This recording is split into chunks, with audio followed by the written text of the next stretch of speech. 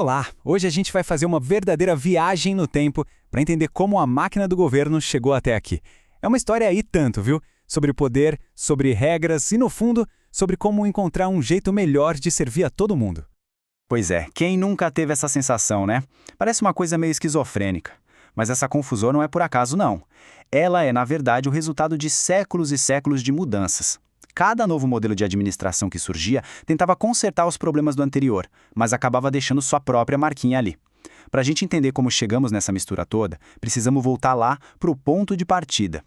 Então, vamos começar nossa jornada pelo modelo mais antigo de todos. Uma época em que a ideia de governo como a gente conhece hoje simplesmente não existia. Era literalmente a era do "o Estado sou eu".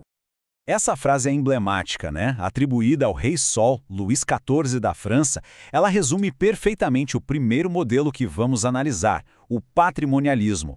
E veja bem, isso não era só uma frase de efeito, de poder, era a descrição exata de como o governo funcionava. O ponto central aqui é esse: não existia separação. A coisa pública e a coisa do príncipe eram, na prática, a mesmíssima coisa. O dinheiro do reino era o dinheiro do rei. Todo o aparato do Estado era como uma extensão da casa dele, existindo para servir aos seus interesses. E as consequências disso são bem previsíveis, né? A lealdade pessoal valia muito mais que a competência. Os cargos públicos eram usados como moeda de troca, como recompensa. A corrupção não era um defeito do sistema, ela era o sistema. Era um modelo que não se baseava no que era certo, mas em quem mandava. Bom, no meio desse caos todo, surgiu uma ideia que foi revolucionária. E se o governo não fosse guiado por pessoas, e sim por regras? Foi daí que nasceu aquilo que hoje a gente conhece e muitas vezes reclama bastante: a burocracia. E olha só, o contraste aqui é gritante. A burocracia, como foi pensada lá por Max Weber, veio como uma resposta direta para combater o clientelismo, a corrupção do patrimonialismo. A ideia era trocar o poder pessoal, arbitrário, pela autoridade da lei. O poder não estaria mais na pessoa, e sim no cargo que ela ocupa. Esses aqui eram os pilares do novo modelo: concurso público para garantir o mérito, carreira estável, uma hierarquia bem definida e, talvez o mais importante, a impessoalidade. A meta era criar uma máquina de governo que fosse eficiente, previsível e, acima de tudo, justa, tratando todo mundo de acordo com as mesmas regras. Foi, sem dúvida nenhuma, um avanço gigantesco. Só que, como em toda boa história, né? O herói que veio para salvar o dia acabou mostrando suas próprias fraquezas. A solução para um problema acabou criando outros. O que aconteceu foi uma espécie de paradoxo. As maiores qualidades da burocracia, quando levadas ao extremo, viraram seus piores defeitos. A impessoalidade virou indiferença. O formalismo virou uma montanha de papelada.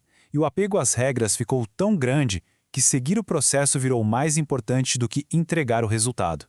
O sistema ficou voltado para dentro, para si mesmo. E no fim das contas foi isso.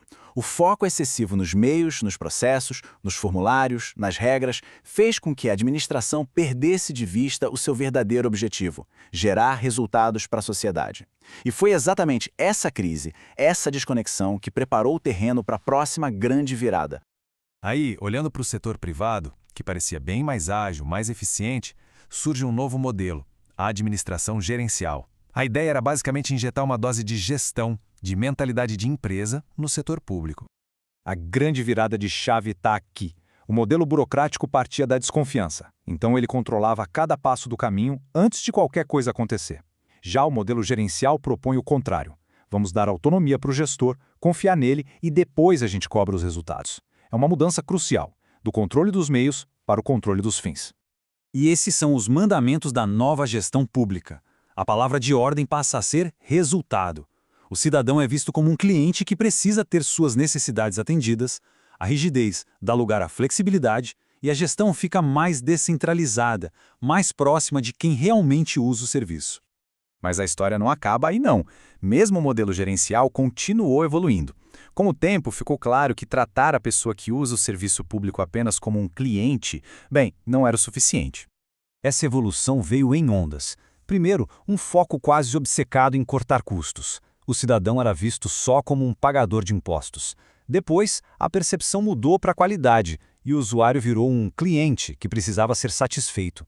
E mais recentemente, a visão se ampliou de novo. Agora se fala num cidadão com direitos que exige não só um serviço bom, mas também transparência, equidade e o direito de participar das decisões. Tá. E onde tudo isso nos deixa hoje? A verdade é que nenhum modelo simplesmente apagou o anterior. O governo que a gente tem hoje é uma verdadeira colcha de retalhos, costurada com pedaços de cada uma dessas épocas. A nossa realidade é essa mistura. A gente ainda luta contra práticas lá do patrimonialismo como corrupção e nepotismo. Ao mesmo tempo, a espinha dorsal do nosso Estado ainda é super burocrática, com seus concursos, suas regras formais. E por cima de tudo isso, a gente tenta colocar uma camada gerencial, com metas de desempenho e foco no cidadão. Essa convivência que torna tudo tão complexo. E isso tudo nos traz para a pergunta que fica no ar, né? Com o mundo mudando tão rápido, com tecnologia, inteligência artificial, novas demandas sociais, será que estamos na véspera de uma nova revolução administrativa? O que será que vem depois do gerencialismo? Essa é a questão que vai definir o futuro da relação entre o Estado e todos nós. Porque a história, como a gente acabou de ver, ela não para, ela está sempre em movimento.